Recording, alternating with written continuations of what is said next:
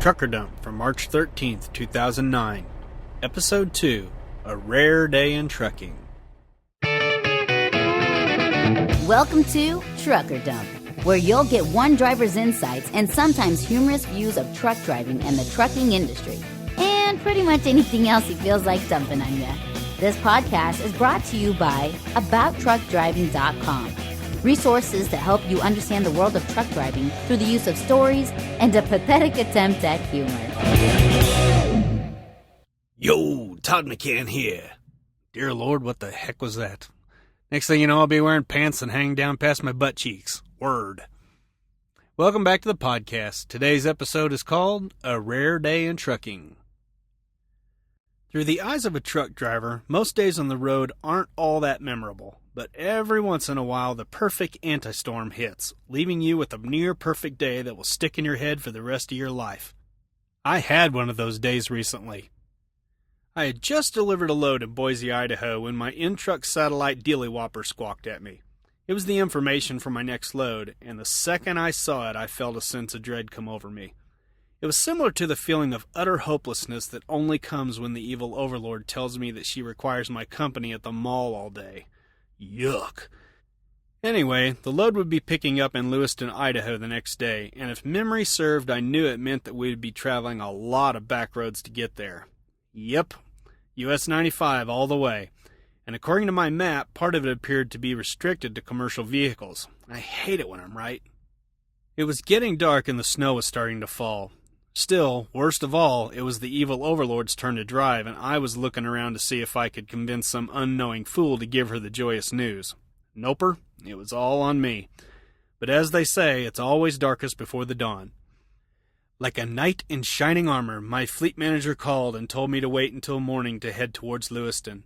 She said that another driver of hers had been issued a ticket on a section of US 95 and that the cop had told the driver that he laid in wait for us because our company kept routing us on US 95 when they could clearly see that it was restricted.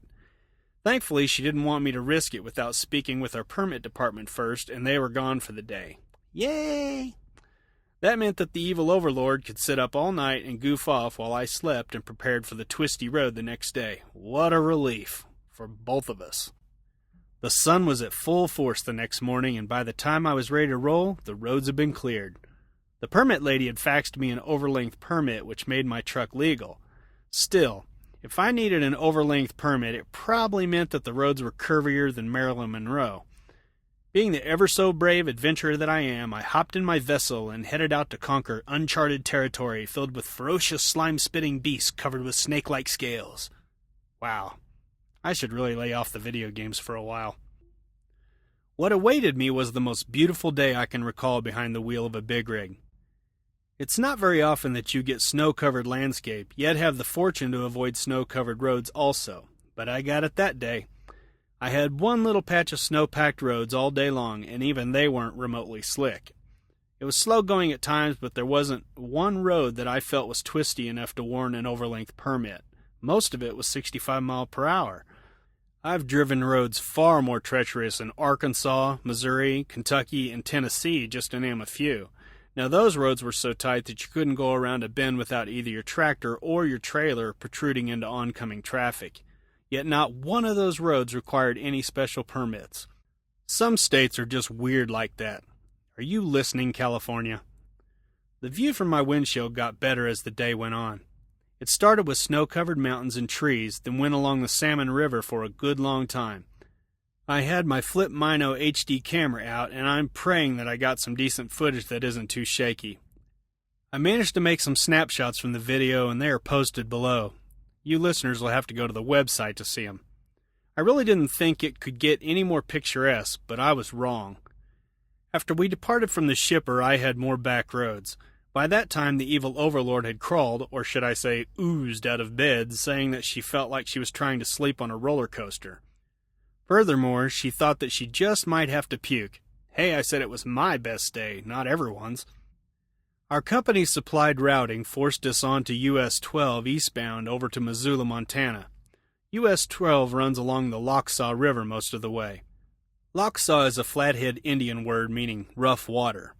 I didn't think it looked all that rough, but it sure was purty. The evil overlord operated the video camera on that leg of our journey, or was it a quest? But since the roads were even curvier and bumpier, the footage didn't come out all that whoopee. I think I still may have managed to salvage a few pics from the video, though. US 12 also gave us something we had never seen before. It was so remote and there were so few houses and roads that some of the folks who lived out there had to be creative just to get home. At one point I saw what appeared to be an old green staircase facing the river.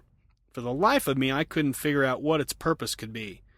Later on, we saw a small garage with another staircase leading up to what appeared to be a rundown 4x6 shed. We couldn't believe it when we saw that attached to the roof of that shed were 2 cables which led above and across the river to a house on the far shore. So there you have it. The next time you start whining about having to carry your groceries up a flight of stairs to get in your house, get down on your knees and thank the good Lord above that you don't have to climb a flight of stairs, take a rickety shed on a trolley line over a rushing river, and then unload your groceries. So there's my best day, at least view-wise. I got to see majestic mountains, and then I got to view a rushing mountain stream for hours on end. I saw a flying shed, and to put the icing on the proverbial cake, I didn't have to watch the evil overlord puke.